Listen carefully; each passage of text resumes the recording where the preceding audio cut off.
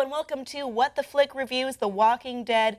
This is going to be a little bit of a different episode first. We're going to talk about a major happening in episode 3 of season 5. Thank you. This will be very spoiler filled, so if you're not cool with that, go watch the episode, go watch the other review that we're going to do, and then get back to us here. But we're going to focus almost entirely on a big question, and that spoilerific question is Glenn dead? It's crazy that we have to have this conversation. What do you mean? I mean, yes, he should definitely be dead. Based on the rules that this world has been. Yeah, he's not dead. I get that. He's just not. The internet is a buzz, and we must address this vital question, which is Glenn dead? By all means, by all accounts, he appears to be dead after having Nicholas shoot himself in the head, fall on him, knock him into a massive horde of zombies.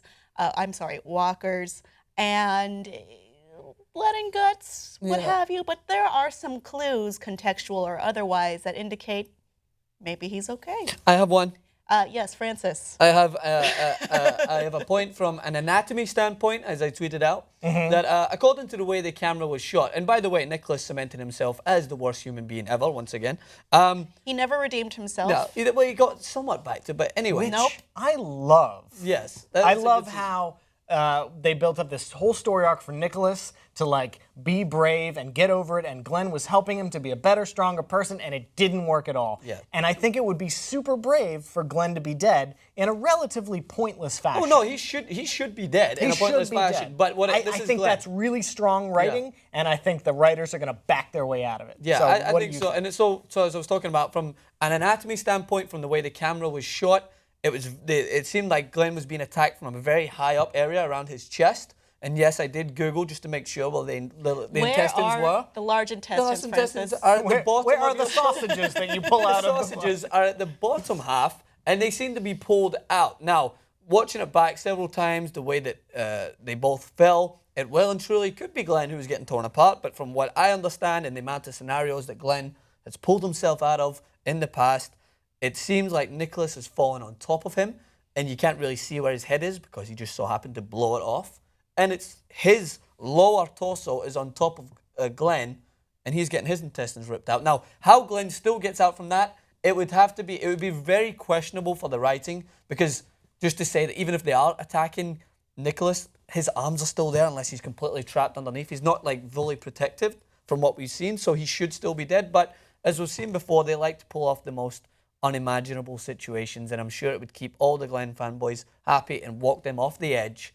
But from what it seems, I don't think he's dead. I think it is Nicholas that's on top of him, and that's my theory. Well, let's talk about how he could actually survive this. There are a few different ways. One, someone could come rescue him inexplicably. Two, that would be extremely inexplicable. There are a lot of walkers there. That's probably not going to happen. And can we just say how great that scene looked?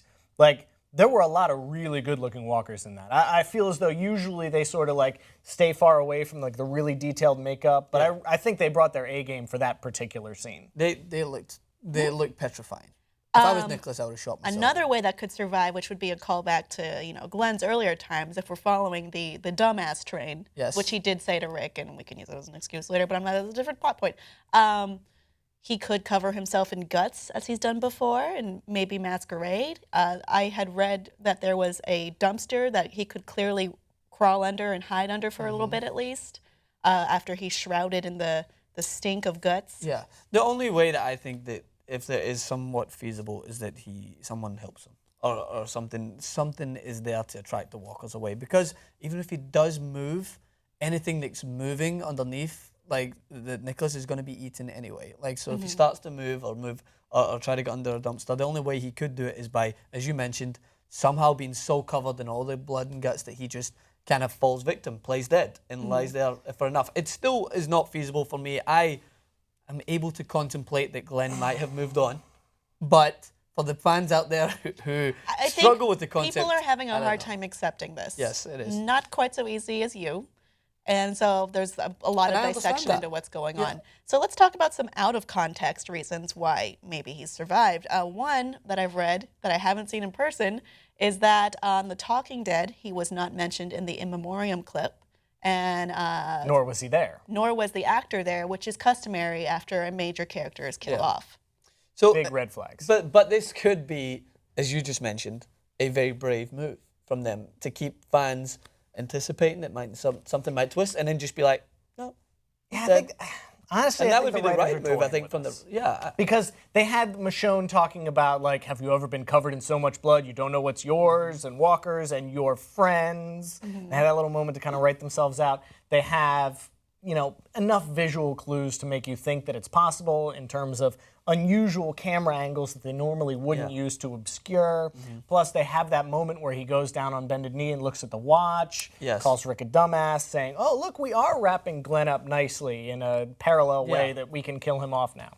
But at the same time, I don't think they would kill Glenn in such an unceremonious fashion. Absolutely. Nobody got to watch. Nobody got to watch, and, like, there will always be that we don't know factor coming from the rest of his group, which was so played out in season 2 that I can't go through a whole nother season of them like holding out hope and thinking and looking and sending out search parties and more people getting hurt. So I don't think the writers want that to happen again, which means I think that Glenn is alive. And Kim, you probably are most up to date on the comic book side of it, and he had a very one of the most famous comic book deaths, right? And it's to have this so, I would say, drawn back. I think it's a bold move if the writers were to kill him in this fashion, and I think it would take everyone off guard. I don't particularly want that to happen because there is something so, I would say, captivating about this show that they can really draw out every emotion. Like the Noah death scene was one of the most horrific, I think, for a show. We all know it's fictional, but when you're watching it, you can't help but become so engrossed in it, and